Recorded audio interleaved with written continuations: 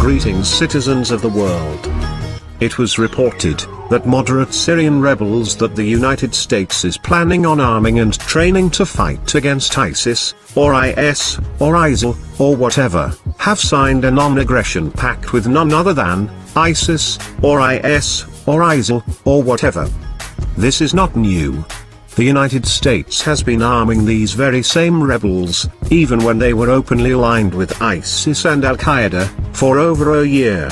The United States was funding and arming these rebels, through Arab League proxies, while they slaughtered and razed some of the oldest Christian communities in the world. But what are the potential downsides, the consequences of arming some of the moderate rebels in Syria? When we see reports like what happened just last week, that the Free Syrian Army was apparently participating in the abduction of 40-some UN peacekeepers in the Golan Heights. Are these the people that we want to start supplying with weapons? Well, two different things, in the Ukraine and in Syria. Syria, we backed, I believe, in some cases, some of the wrong people, and not in the right part of the Free Syrian Army, and that's a little confusing to people.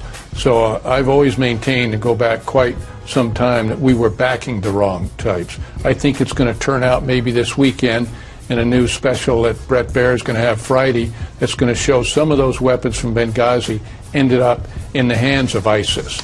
So we helped build ISIS. Now there's a danger there, and I'm with you. At that time, the United States turned a blind eye, because the goal was not to defeat ISIS, it was to overthrow Assad, so a few thousand dead Christians were not really a big deal. Then ISIS did the unimaginable. They threatened the United States and other Western oil interests in Erbil, Iraqi Kurdistan's oil hub. Then the bombing began. Yes.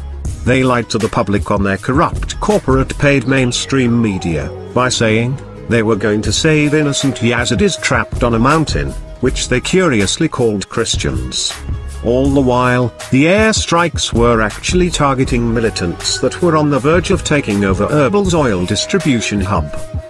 Barack Obama was on corrupt corporate-paid TV to announce his plans to arm these rebels, in his renewed war on terror, and lied when he said the United States rescued the Yazidis that were trapped on Mount Sinjar.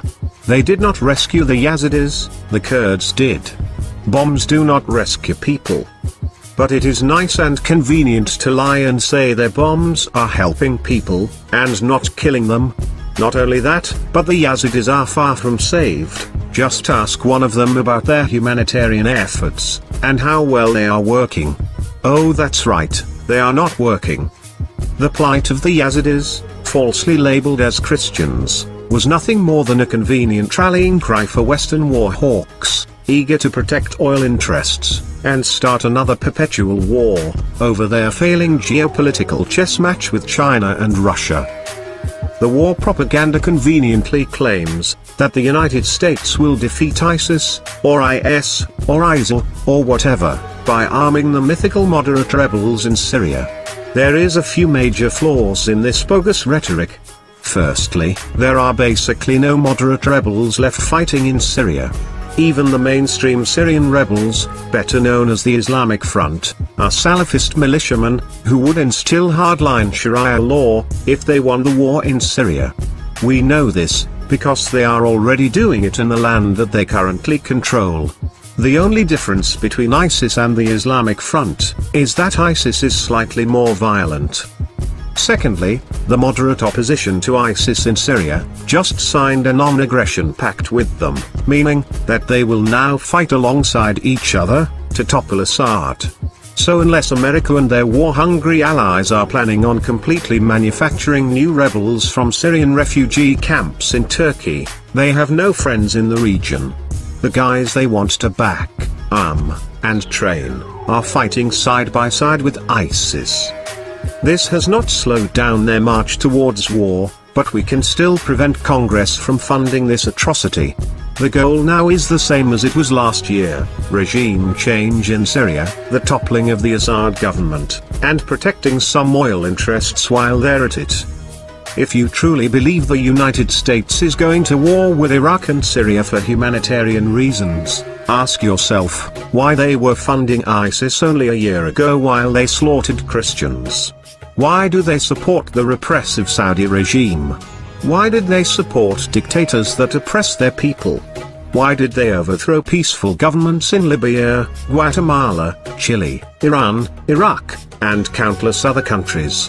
Why do they arm the Israelis who use their weapons to bomb children in Gaza?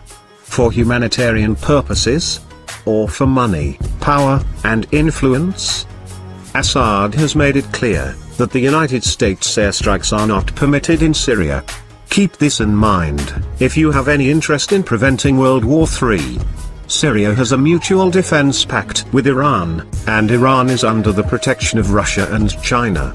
We do not think the world wants to go to war over a manufactured crisis of America's making, but it will, if it is pushed to that point. We are anonymous. We are legion.